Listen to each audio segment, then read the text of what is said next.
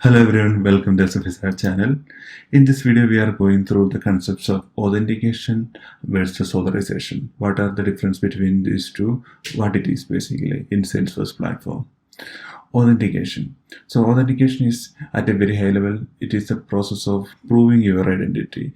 When a system like Salesforce is trying to let you in, they have to verify that you are really who you say you are, right? So in order for that, it's usually the system will be checking your credentials. So usually it's done through checking your passwords, and it can be other things also. It can be by verifying your biometrics or fingerprint or other things.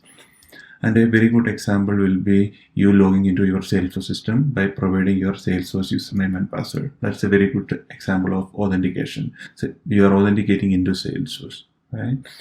So then the next concept is authorization. It's defined as a set of rules that define who is allowed to do what, right? So when in Salesforce context, you can consider that it is profiles and permission sets, and this usually happens after authentication. A very good example will be you allowing Workbench to access your Salesforce data on your behalf, right? So when we consider authorization at a very broad level, even though it is talking about the rules that you use to define who is allowed to do what, or is also a good example because you are authorizing Workbench to do certain things in Salesforce platform on your behalf. Let's quickly go through a demo of both just to visually see what is the difference between both. So first, authentication. Authentication will be nothing but going to your Salesforce URL. It could be a domain URL or login.salesforce.com, and then providing your credentials and logging in. So now I am authenticating into the Salesforce platform. And once I am authenticated into the Salesforce platform, I will be able to access any resources in the Salesforce platform. The second concept is authorization.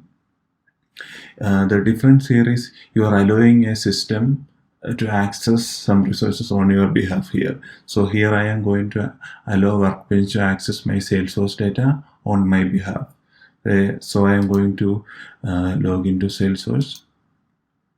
So this is an auth flow basically, but this is also a good example of authorization. I am authorizing Workbench to access certain things from Salesforce. So I'm basically allowing Workbench to access these things on my behalf. Once I have allowed it, Workbench will be able to access all of this data, and they will be able to run queries and all this stuff. Thank you for watching the video. Hope you guys liked it. Please like the video and subscribe to the channel.